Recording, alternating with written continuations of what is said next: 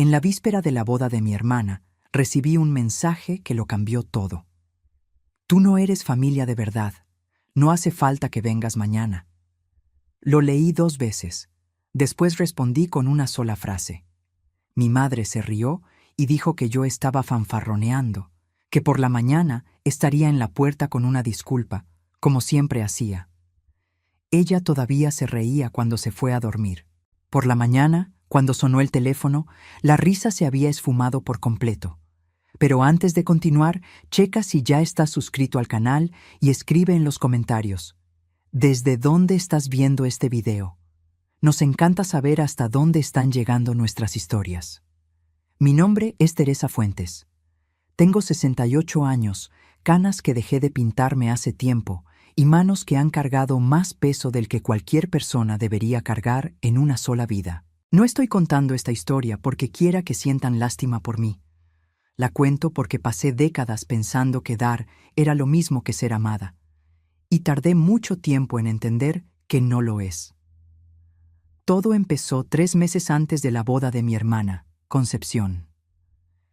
Yo había ido a la oficina de su novio a firmar un documento del seguro para el salón de fiestas, un detalle burocrático entre tantos otros que yo misma había resuelto sola en los últimos meses. El contrato del salón en Puebla estaba a mi nombre, el de la decoración también, el del banquete, el de la fotógrafa. Todo a mi nombre, porque fue mi tarjeta la que pagó, mi firma la que garantizó y mi pensión la que financió todo. Cuando llegué al estacionamiento, vi a una mujer bajando del coche de Marcio, el novio de Concepción, por la puerta trasera. Se arregló el cabello, se acomodó la blusa y se fue sin verme. Él bajó poco después. Cuando sus ojos se encontraron con los míos, se puso pálido de un golpe. No tuvo que decir nada. Lo entendí todo en un segundo. Me quedé parada en el asfalto caliente con la carpeta en la mano, sintiendo el sol de mediodía en la espalda y una frialdad extraña por dentro. No grité, no lloré. Solo lo miré con esa serenidad que a veces nos da la edad, o que produce el cansancio, no sé bien la diferencia. Él se acercó a mí tropezando con sus propias palabras. Que fue un error, que iba a terminar, que amaba a Conchita, que yo no podía contar nada. Le di un plazo, 3 meses, o él lo resolvía o yo hablaba. Hoy sé que fue el mayor error que cometí en toda esta historia, mayor que haber pagado la boda. Mayor que haberme quedado en silencio durante años, guardar el secreto de un hombre que estaba engañando a mi hermana, eso es lo que todavía me pesa de verdad. Pero para entender cómo llegué a aquel estacionamiento, necesito retroceder un poco más.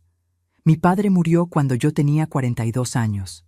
Concepción tenía 27, todavía muy joven, siempre frágil, tal como mi madre decía que era. Y mi madre, doña Genoveva, que siempre fue una mujer de mano firme, simplemente se derrumbó. Fue como si se hubiera apagado. Dejó de pagar las cuentas, dejó de abrir la correspondencia, dejó de salir de casa. Yo encontré una pila de recibos de luz y agua escondidos en una caja de zapatos debajo de su cama. Lo junté todo, me senté en la mesa de la cocina y empecé a pagar. Nunca nadie me lo pidió. Simplemente lo hice. Era empleada de gobierno desde hacía 20 años, tenía una vida estable y la voz de mi padre todavía resonaba en mí como si hubiera sido ayer. Teresa, tú eres la más fuerte, cuídalas. Tomé esa frase como una orden que no tenía fecha de caducidad. Pagué la hipoteca de la casa de mi madre por 11 años. En los primeros años, pagué también la renta de Concepción cuando dejó el primer trabajo, luego el segundo, luego el tercero. Cubrí sus deudas de tarjetas de crédito 2 veces. Le presté dinero que nunca volvió y dejé de llamarlo préstamo porque resultaba vergonzoso fingir que regresaría. Mi madre tenía una frase que escuché tantas veces que se me quedó grabada en la piel como un tatuaje. Conchita siente las cosas más profundo que tú, Teresa. Ella es más sensible. Como si yo no sintiera, como si yo estuviera hecha de otro material, más duro, que no necesitara cuidados. Cumplí 60 años un martes. Mi amiga Lourdes apareció con un pastelito de chocolate y una vela. Mi madre llamó a las 3 de la tarde para preguntarme si podía llevarla al doctor la semana siguiente. Concepción no llamó. Al día siguiente, ella publicó una foto del cumpleaños de su perra con un pastel adornado y la frase «Mi amor eterno». Lourdes me dijo esa noche, con la franqueza que solo tienen las viejas amigas: «Ellas no olvidan tus días importantes, Teresa. Es que no creen que importen». Pasé 2 días tragándome aquello. 6 meses después, Concepción se comprometió con Marcio. Y sin siquiera preguntar, sin hacer una pausa para respirar, se giró hacia mí en la cena y dijo: «¿Verdad que tú eres buenísima con esas cosas de organización, Teresa?». Y yo, como siempre, saqué mi libreta y empecé a anotar. El salón fue lo primero. Quinta Las Hortensias, una hacienda preciosa en Atlixco, con terraza de madera, jardín con rosas y una vista que daba a un lago. 18,000 pesos solo de reserva. Marcio no los tenía. Doña Genoveva ciertamente no los tenía. Y Concepción ni siquiera fingió buscar otra opción. Solo me miró con esa sonrisa de quien sabe que la respuesta ya está dada. Firmé. Pagué el anticipo. Después vino el banquete. Luego la decoración. Luego la fotógrafa, que yo misma busqué, negocié el precio y contraté. Cada proveedor tenía mi nombre en el contrato. Cada depósito salía de mi cuenta. Concepción elegía las flores, el sabor del pastel, el color de los manteles, y yo resolvía el resto. En total, fueron 52,000 pesos. Ella nunca preguntó cuánto costaba. Nunca preguntó de quién era el nombre en los documentos, y yo nunca lo dije, porque pensé que en familia no hacía falta llevar contabilidad. Aprendí de la peor forma que sí hacía falta. Hay algo que sucede cuando eres la persona que sostiene todo por mucho tiempo. Los demás dejan de ver el esfuerzo y empiezan a verte solo a ti. Te vuelves parte de la estructura, como una viga en el techo. Nadie piensa en ella mientras está ahí, solo notan su ausencia cuando se cae. Yo era la viga de mi familia desde hacía décadas, y como toda viga ignorada, me estaba agrietando por dentro. En los 3 meses que siguieron a lo que vi en aquel estacionamiento, observé a Marcio de lejos. No de forma dramática, no era obsesión, era atención. El tipo de atención que uno desarrolla cuando ha sido engañado una vez y no quiere ser engañado de nuevo. Él parecía haberse calmado. El nombre que había mencionado, aquella colega, desapareció de las conversaciones. Se volvió más reservado, más cuidadoso, como alguien que sabe que lo están vigilando. Casi creí que lo había resuelto, pero mientras yo cargaba con ese peso en silencio, algo más estaba pasando. Me estaban haciendo a un lado de la planeación de la boda que yo misma estaba pagando. La madre de Marcio, doña Eunice, entró en escena 2 semanas después del compromiso. Una mujer de 65 años, con el porte de quien ha organizado mucho en la vida. El tipo de persona que llega a un lugar y toma el control sin pedir permiso. Siempre bien peinada, voz firme, opinión para todo.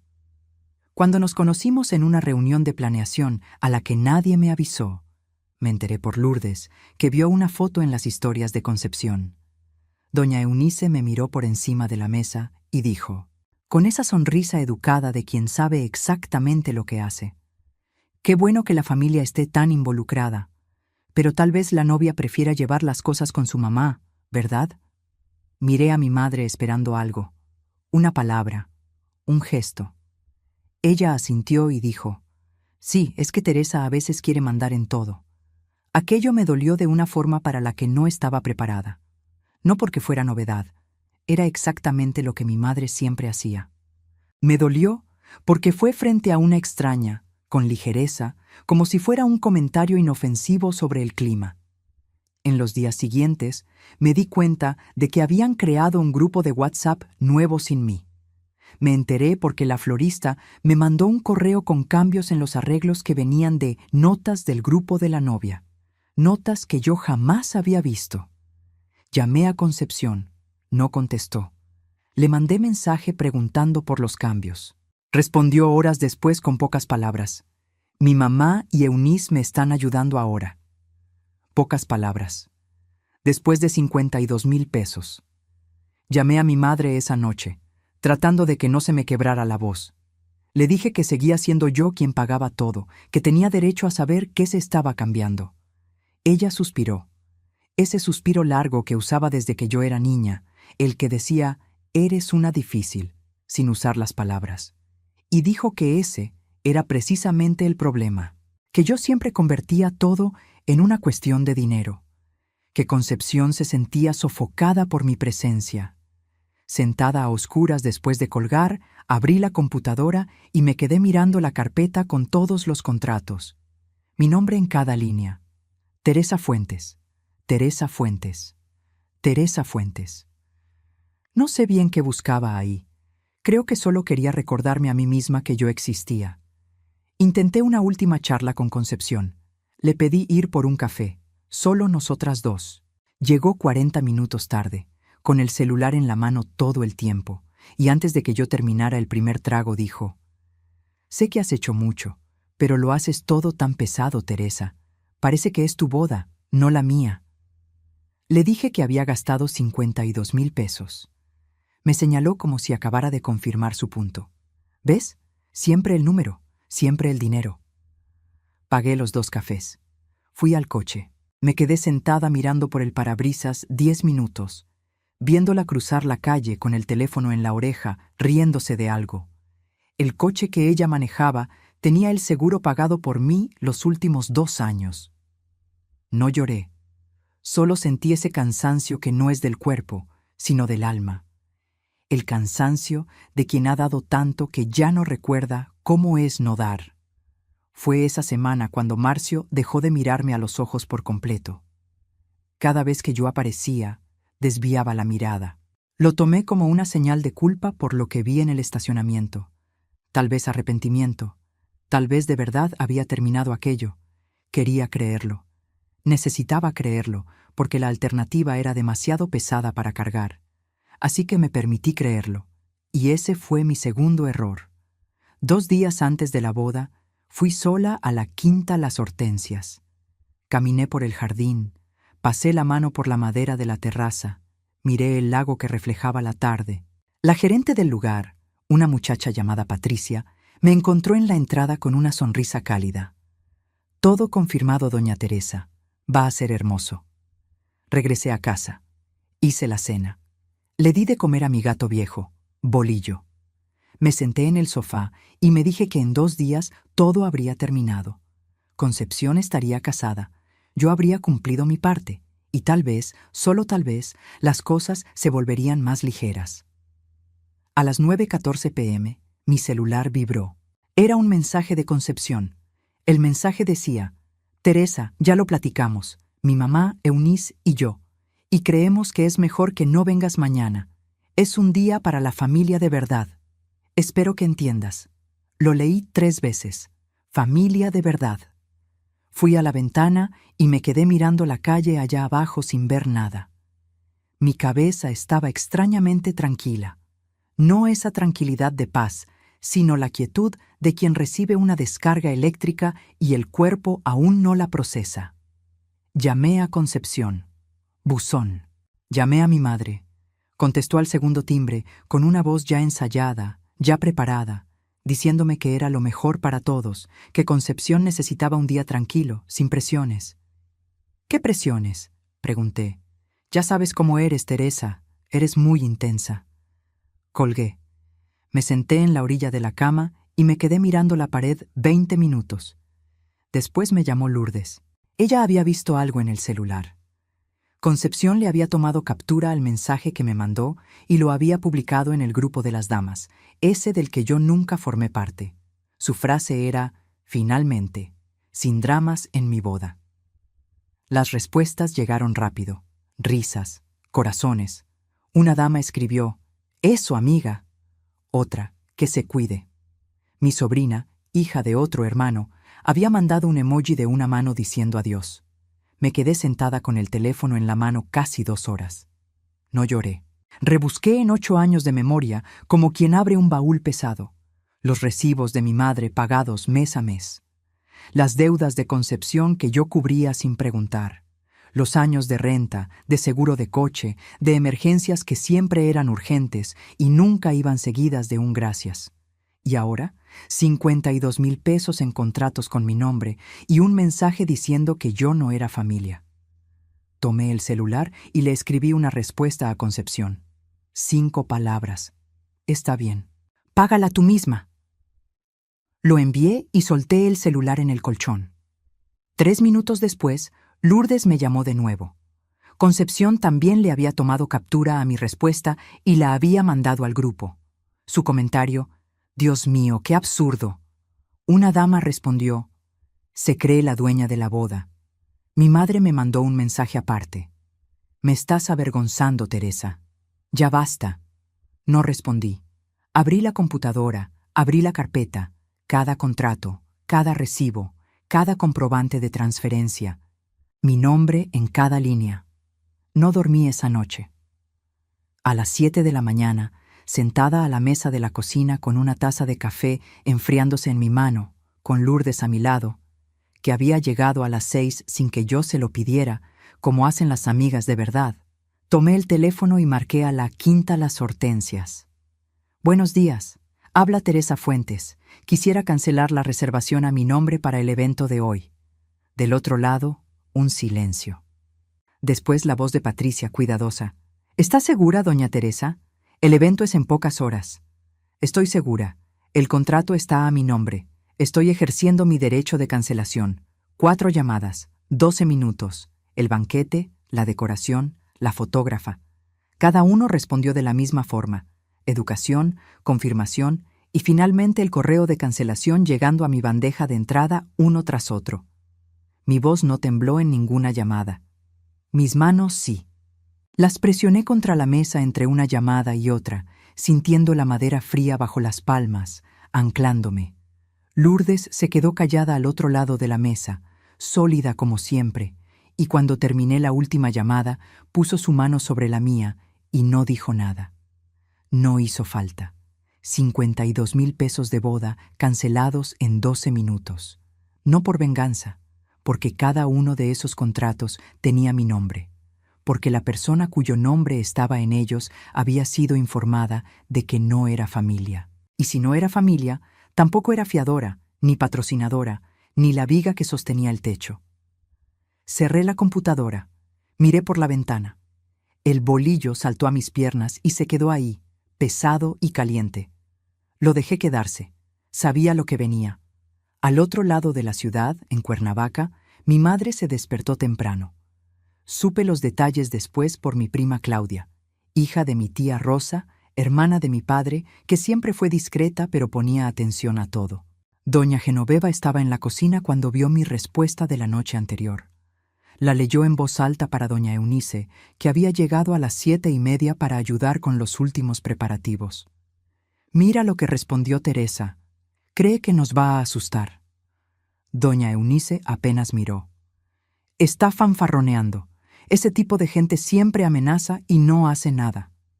Mi madre asintió con la certeza de quien tiene 20 años de historial a su favor. Y no se equivocaba sobre el historial. Por 20 años yo me había quejado, me había dolido, había amenazado con parar. Y siempre volvía. Siempre aparecía en la puerta con la solución, con el cheque, con la disposición de tragarme el orgullo una vez más. Ella tenía 20 años de evidencia de que yo cedería. Lo que ella no sabía era lo que yo vi en aquel estacionamiento 3 meses antes. No sabía de las 12 personas riéndose en el grupo de mensajes. No sabía que la niña que siempre volvía, finalmente, se había quedado sin razones para regresar. A las 9:22 a.m., Concepción llamó a la Quinta para confirmar el montaje de las mesas. Patricia contestó y le informó, con toda la delicadeza posible, que la reservación había sido cancelada por la contratante, Teresa Fuentes, esa misma mañana. Concepción se quedó en silencio casi 10 segundos. Después preguntó quién lo había autorizado. La propia Teresa Fuentes. Ella es la titular del contrato. Pero yo soy la novia. El contrato fue firmado y pagado por la señora Teresa. Ella es la parte autorizada. Se cortó la llamada. Mi madre llamó enseguida. Después el banquete, la decoración, la fotógrafa, 4 paredes, ninguna puerta. Cada proveedor dio la misma respuesta. El contrato estaba a nombre de Teresa Fuentes y solo ella podía autorizar cualquier cosa. Fue cuando doña Eunice, que se había quedado parada en el pasillo escuchando todo, se giró hacia mi madre con una voz muy baja y muy peligrosa. «Tú me dijiste que la familia estaba cubriendo el lugar». Mi madre no respondió de inmediato. «¿Quién pagó el salón, Genoveva?» Teresa se encargó de los depósitos. ¿Se encargó o lo pagó? Silencio. ¿Ella pagó todo? Las circunstancias eran complicadas. ¿Me dejaste venir aquí, organizar a mi familia, planear esta boda, sin decirme que era la hermana de la novia la que estaba pagando todo? ¿Y a esa mujer la desinvitaron anoche? Doña Eunice era una mujer que entendía de responsabilidad y de cuentas. Era del tipo que sumaba todo y nunca olvidaba un número. Miró a su alrededor. Los arreglos que debían montarse en la quinta, el banquete que esperaba confirmación, la fotógrafa que había bloqueado todo el día, todo cancelado, y su familia en medio. Llamó a su propio servicio de banquetes. Consiguió una solución de emergencia: carnes frías, pan, un pastel sencillo, que podía entregarse en casa de mi madre ese mismo día. Mandó a su hijo a acomodar sillas de plástico en el patio. Trajo flores que compró a las carreras en el supermercado más cercano, todavía con la envoltura de la tienda. Fue la boda que sobró. Mi prima Claudia estaba entre los invitados. Me contó después que la gente llegaba con la invitación en la mano, miraban la dirección impresa, Quinta Las Hortensias, y luego miraban la casa con patio, tendedero y un columpio oxidado a un lado. Nadie dijo nada abiertamente, pero el murmullo empezó rápido. La tía Rosa llegó y me llamó al momento. «Teresa, ¿qué pasó?» Se lo conté. No con rabia. Ya no tenía rabia, estaba más allá de eso. Le conté los números, los contratos, el correo de cancelación de la madrugada. Ella se quedó callada un tiempo. Después dijo, bajito: «Dios mío, Teresa». Le dije que ya lo sabía.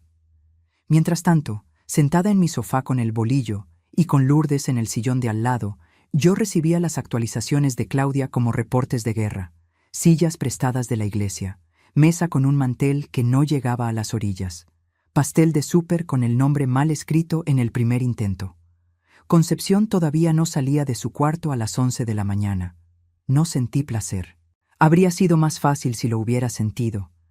Sentí esa llanura extraña que viene cuando algo que estuvo tenso por mucho tiempo finalmente se suelta. No alivio exactamente, sino más bien como el silencio después de un ruido largo que habías dejado de notar. Lourdes me miró una vez y preguntó, «¿Estás bien?» Lo pensé un momento. Creo que sí. Hiciste lo correcto. Lo sé. La boda ocurrió a las 2 de la tarde en el patio de mi madre. Supe todo por Claudia, que me estuvo mandando mensajes todo el día con ese tono de quien reporta un accidente de tráfico, perturbada, pero incapaz de dejar de mirar. La ceremonia fue corta. Un juez que doña Eunice consiguió con 4 horas de anticipación. Un ramo de hortensias blancas compradas deprisa, todavía con la etiqueta del precio pegada en el celofán. Concepción cruzó el pasto con mi madre al lado, con la barbilla en alto, la mirada fija al frente, con esa rigidez de quien está determinada a no mostrar que está destrozada. Marcio sonrió. Sonrió como siempre sonreía, abierto, fácil, una sonrisa hecha para el público. Dijeron sus votos. Ella tartamudeó 2 veces, él no. Después vino la recepción.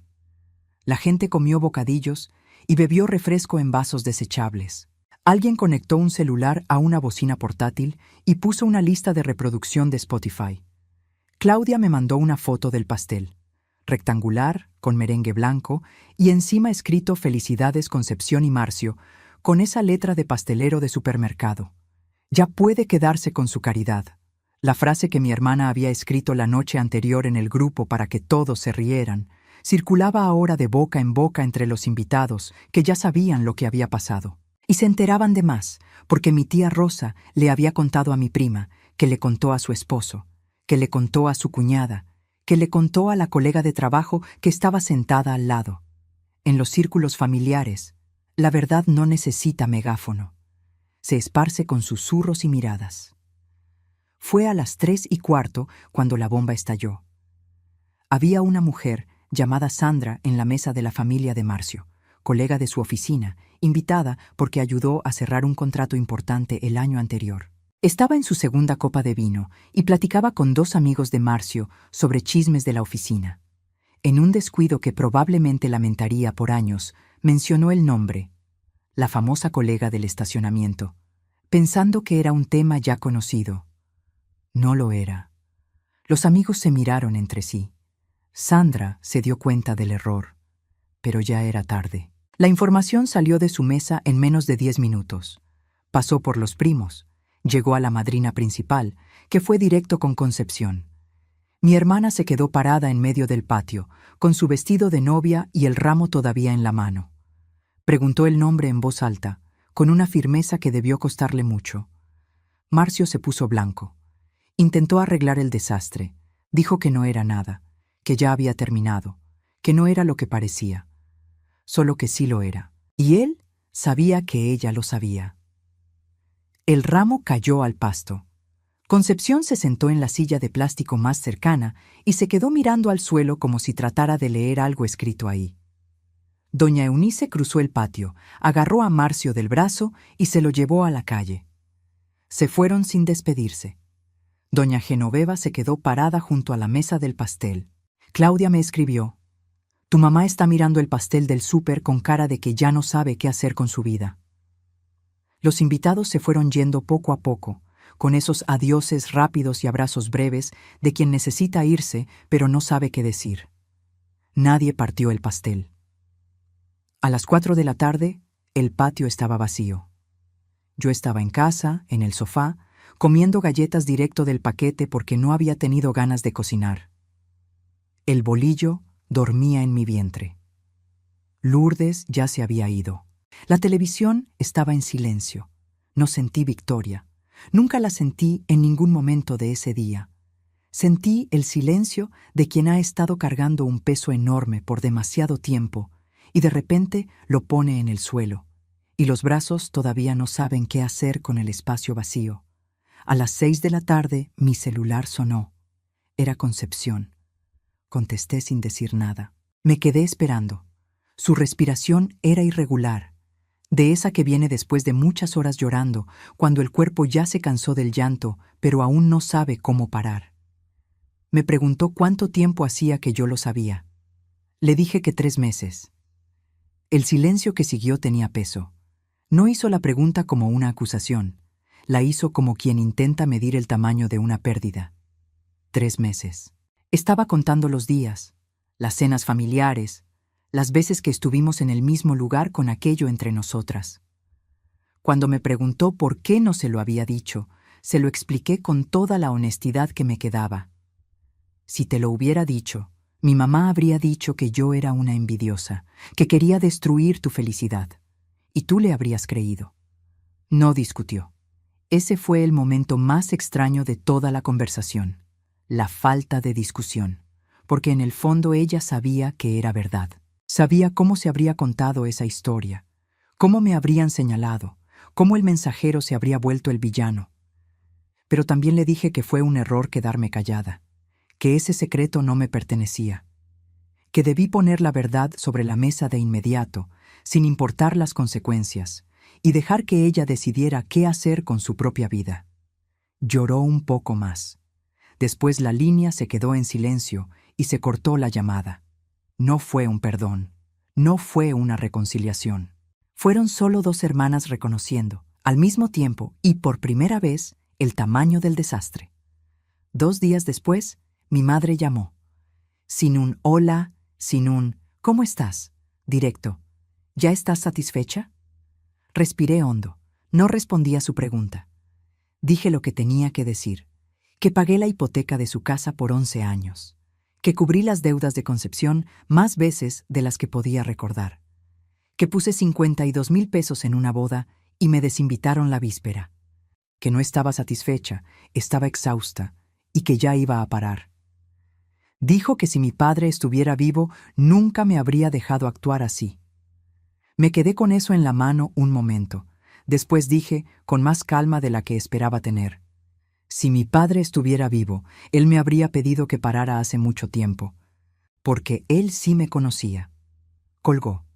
Esa semana me senté con mi asesora financiera, una mujer llamada Elena, que desde hacía 3 años me mostraba tablas de Excel con una paciencia de santa mientras yo fingía que esos números no me importaban. Esta vez le pedí cancelar los pagos automáticos a la cuenta de mi madre. De inmediato, ella lo procesó sin comentar, pero vi en su rostro que no le sorprendía. Después le pedí que me mostrara todo lo que yo había pagado a nombre de mi familia en los últimos años. La hoja de cálculo llenó la pantalla. 11 años de hipoteca, 4 años de cuentas varias de Concepción, los 52,000 de la boda, seguros, rentas, emergencias. El total era de 231,400 pesos. Me quedé mirando ese número mucho tiempo. Era más de lo que habría tenido si hubiera invertido ese dinero. Era más de lo que la mayoría de la gente gana en 10 años. Era una vida entera de trabajo echada al desagüe de una familia que no me veía.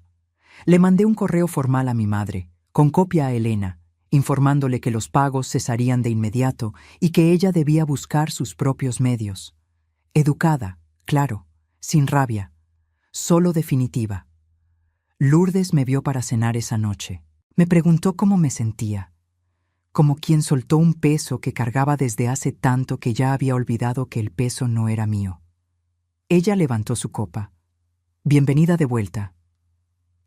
3 semanas después, Concepción deshizo el compromiso. Marcio se salió del departamento que compartían. Ella regresó a casa de mi madre, al cuarto con la colcha lila que tenía desde adolescente. Doña Eunice cortó contacto silenciosamente, sin peleas, solo ausencia. En una ciudad así, ese tipo de silencio es más fuerte que cualquier discusión. Mi tía Rosa me llamó una tarde de jueves para decirme que doña Genoveva se las estaba arreglando, que había conseguido un asesor de crédito para renegociar la deuda, que Concepción estaba ayudando con los gastos de la casa ahora, por primera vez en su vida. Escuché aquello y no sentí ni tristeza ni satisfacción. Sentí algo más parecido al reconocimiento. El mundo había seguido girando. Las cosas que yo pensaba que se iban a derrumbar sin mí habían encontrado otra forma de mantenerse en pie. Fui al consultorio de una psicóloga llamada doctora Beatriz, una mujer de 60 años, de canas cortas y voz directa. En la primera sesión me hizo una pregunta que se me quedó grabada días. Si dejas de dar, ¿quién eres tú? Me quedé mirándola sin respuesta. Por ahí es por donde vamos a empezar, dijo ella. Hoy es un jueves de noviembre. Tengo 68 años y estoy sentada en la terraza de mi nuevo departamento, más chico que el anterior, pero mío de verdad, con vista a un jardín y la luz de la mañana entrando por la ventana de la cocina. El bolillo está en mis piernas. Tiene 14 años y ya está más lento, pero todavía ronronea igual que siempre cuando le paso la mano. Pasé 6 meses aprendiendo a vivir sin el peso que cargué por décadas. No siempre fue bonito. Hubo noches en las que me desperté dándome cuenta de cosas de nuevo, escenas antiguas, conversaciones que debía haber tenido, decisiones que debía haber tomado distinto. Le llevé eso a la doctora Beatriz cada semana. Ella no me dijo que yo había hecho todo bien. Me ayudó a entender qué fue lo que me hizo creer que yo necesitaba hacer todo aquello para merecer un lugar en la familia. La respuesta no fue cómoda, pero fue honesta. Aprendí que cuando tu padre se está muriendo y te dice cuídalas, te está pidiendo atención y amor, no sacrificio financiero por décadas. Yo convertí una frase de cariño en un contrato sin fin. Y pasé años renovando ese contrato yo sola, sin que nadie lo pidiera, sin que nadie lo agradeciera, alimentando la idea de que si dejaba de dar, dejaría de importar. Concepción me mandó un mensaje 2 meses después de la boda cancelada. No era largo.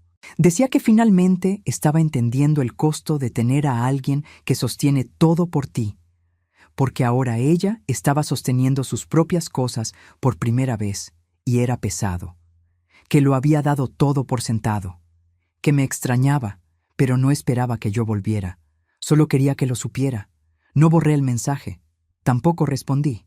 Se queda ahí en la pantalla como una puerta que puede o no abrirse algún día, pero solo cuando yo quiera, y solo si yo quiero. Mi madre refinanció la casa con ayuda de la tía Rosa. Está pagando su propia hipoteca. Escuché que está bien, dentro de lo que cabe. Ya no llamo. Ya no espero su teléfono con esa mezcla de deber y miedo que me acompañó por décadas. Lourdes sigue siendo la misma.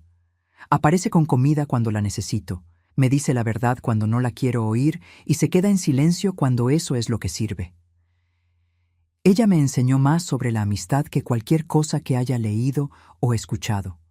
Visito a mi tía Rosa los viernes.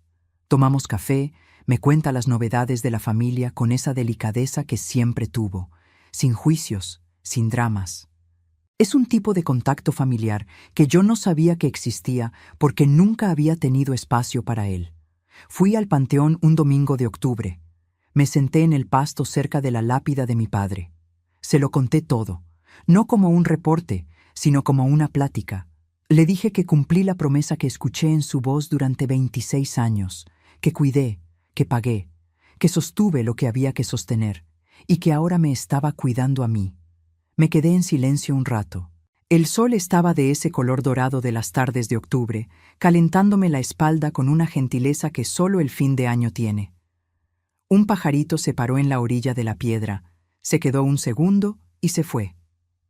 Cumplí. Pero ahora hago una promesa nueva. Para mí misma. Me levanté, toqué la piedra fría con la punta de los dedos y regresé al coche. La gente a veces me pregunta si me arrepiento. La respuesta es doble. ¿De los contratos cancelados? No. Eran mis contratos, mi dinero, mi firma. Cuando me dijeron que yo no era familia, tenían razón en algo. Yo no era la familia que ellos querían. Era la familia que pagaba. Y cuando dejé de pagar, tuvieron que arreglárselas solos, y pudieron. Eso me demuestra que siempre pudieron. Solo era más fácil dejármelo a mí. Del silencio sobre lo que vi en el estacionamiento, todos los días. Cada mañana me despierto sabiendo que guardé por 3 meses un secreto que no era mío, que mi hermana pudo haber elegido distinto si yo la hubiera dejado elegir. Aquello no era protección, era control disfrazado de amor. Pensé que yo sabía qué era lo mejor para ella, mejor que ella misma. No lo sabía.